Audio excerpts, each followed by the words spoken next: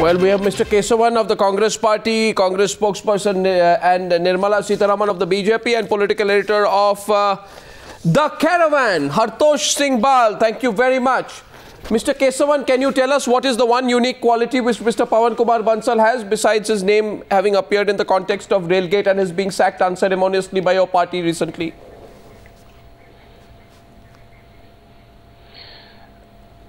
Arnab, first let's not delve into this realm of speculation.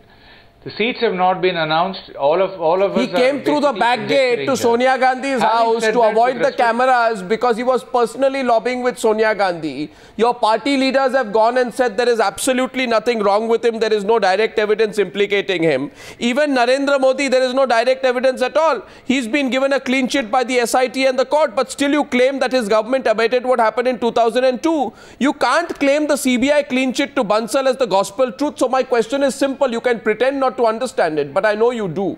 You're a smart man, Mr. Kesavan. I know you understand the question. My answer is yes. Arnab, my answer is equally simple with respect to Narendra Modi ji. Yes. Basically, appeals are still pending. No, my question is about Pawan Kumar Bansal. That for the time being. Question is right now about Pawan Kumar Bansal. I'm coming back to Pawan Kumar Bansal. What is his unique quality? No, since you brought in Modi, I chipped in there. Let me come back to Bansal. There is no unique quality here. You see what happened here when there was an allegation. Right. He very clearly resigned on moral grounds before anything was substantiated. Okay. Please let me complete. Then now he was interrogated. Then the CBI says he is not. Under whose tongue did the scam unfold? Who was railway minister when the scam happened? Give me 1 minute. Let me tell you, Arnab, you are living in such vitiated times and such vicious atmosphere and milieu. People flaunt falsely proximity towards people. People impersonate. People, for personal. So Pawan Bansal didn't know that his nephew was a scamster. Allegation. No, let me. His nephew didn't. He didn't know that his nephew could have been a scamster. No, Arnab, exactly, I want to address that. So the nephew, what was the qualification of the nephew to be doing all this? What happened in 1971? You heard, let me answer this with an example. In 1971, you heard of the Nagarwala scam, where somebody impersonated the Prime Minister from the and said that they need money from the State Bank. No, but why is it? No, it's a coincidence, therefore, when they went back to the Prime Minister's office. No. It's not a coincidence, Arnab. Let me complete. When you talk about somebody impersonating a Prime Minister and falsely taking money, why can't this person falsely claim proximity? Who was he impersonating? You are saying he was putting on a disguise and pretending to be somebody else. So who was the nephew pretending to be? Who was he impersonating? Not at all. I'm saying he's falsely flaunting his proximity. Falsely flaunting his proximity to Vijay Singla. The minister is involved. No, Vijay Singla was using his clout as the nephew of someone who was then a serving railway minister. So the fact is that Singla drew his clout from Bansal being in power. Understand that. It's simple. Why don't you pretend? The fact remains that Singla in his interrogation with the CBI. Bansal, 1 minute. Allow me to complete. Allow me to complete. Singla in his interrogation with the CBI says that meetings between him and Mahesh Kumar, who is the person who paid the bribe, were held in the railway minister's residence. So two things are proved. He draws his influence by being nephew of Bansal. Bansal is in power. The meetings between him and the person who pays the bribe happen in Bansal residence. Right? Is this all wrong? But Bansal doesn't know. No, then why did the CBI didn't charge sheet him? No, the court says. Ask the question to the CBI. Why didn't they charge sheet him? No. So, the question is, would he have been able to have clout or influence if Bansal had not been the railway minister? Come on, answer the question. No, but that doesn't mean that. But it's very unfair to say that he was, basically hand in glove with everything. Who handles the appointments? Who handles the appointments of the chairperson of the board and the members of the railway board and the general managers of railways? Are they or are they not directly handled by the railway minister? Are they not directly handled by the railway minister? See, when the CBI would have taken cognizance of all you're saying, taken a considered opinion, when they had said he is not, there is no evidence to prove that he is guilty. Why don't we respect that, judgment of the CBI? Why are you questioning the judgment of the CBI? The question here tonight is a question very simple. The question is of propriety, and after this I'm getting the others in. The question is, Pawan Kumar Bansal says after the scam broke, and I quote, "Though a close relative, he or any relative of mine does not and cannot meddle in my official functions or influence my decisions." Did he or did he not say that? If he said said that, how does he now explain what his nephew was doing so frequently in the Railway Bhavan and his residence while taking bribes and giving bribes? How is it happening? Does he not end up contradicting himself? Which side are we supposed to believe? Arnab, come on, please. Yes, Mr. Kesavan, Mr. you have no Pawan answer Bansal is a senior politician. He doesn't... no, let me complete. Arnab, Mr. Pawan Bansal doesn't hold the brief for the daily activities of Mr. Singla. Oh, so let us not make him accountable for whatever Mr. Singla does. So you'll give him a ticket. You don't care. This is new age politics. You give him a ticket. You reward him. That is not decided yet. The Central Election Committee, so what? the Central Election Committee, since all of you are raising this issue, it's in the media, everybody is going to look at all these facts. The considered opinion will be taken by the elders at the Central Election Committee, upholding the highest standard of shoot over the elders. I thought the Young Brigade has taken over the Congress party. We will... I thought the Young Brigade has taken over the Congress party. Nirmala Sitharaman, your first rebut here. Or are you not going to say anything because you are on the weak spot on Yediyurappa?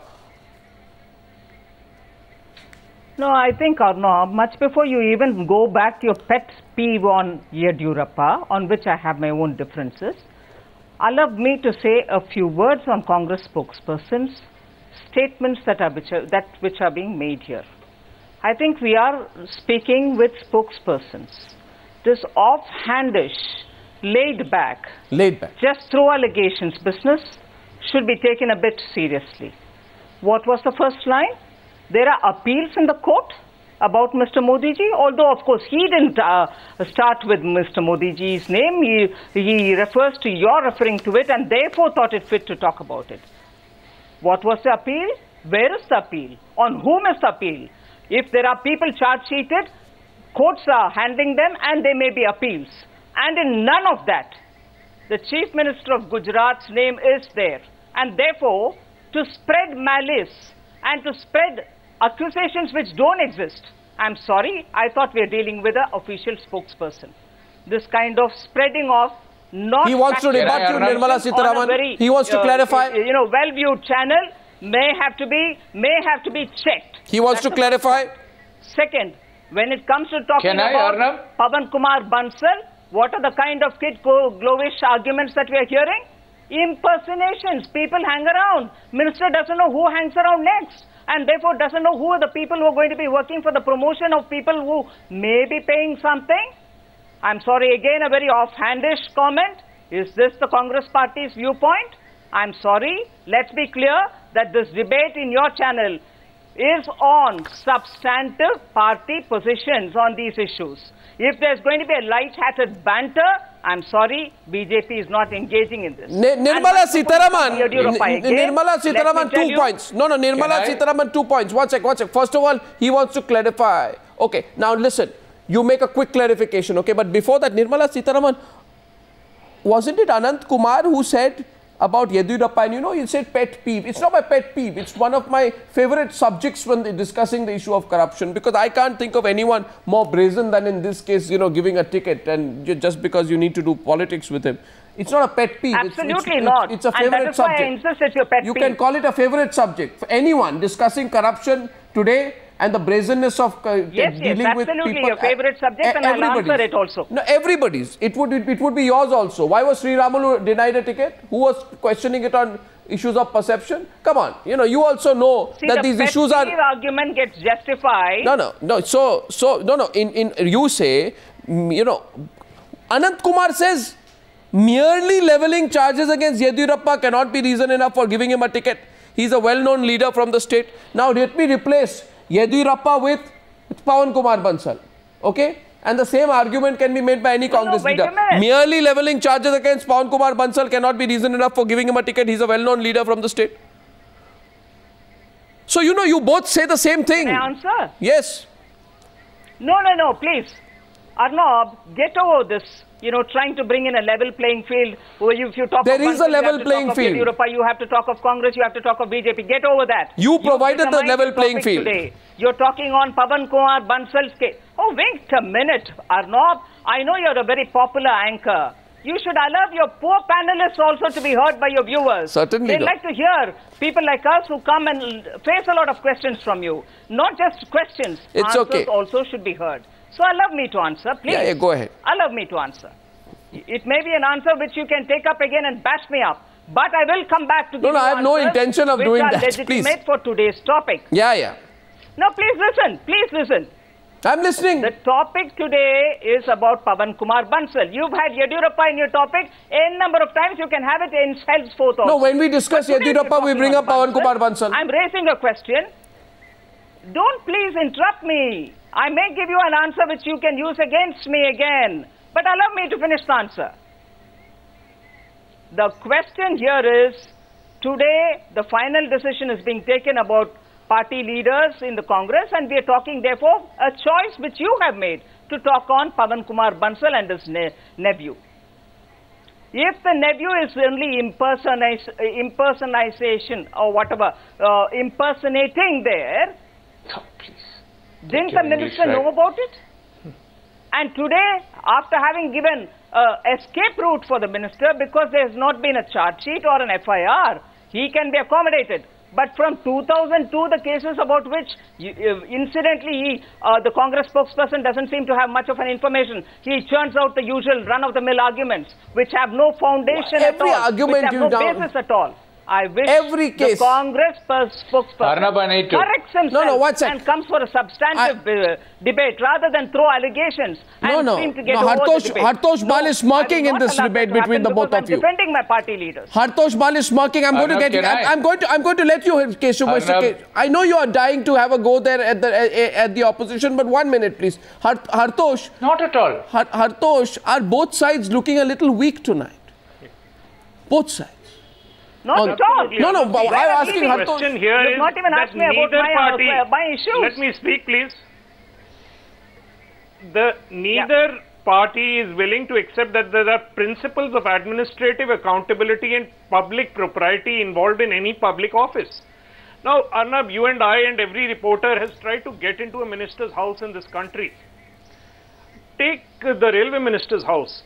You know, senior members of the railway board are coming in and out of the house, meeting the nephew, and the minister is not aware of this. Yeah, surprising. Unbelievable.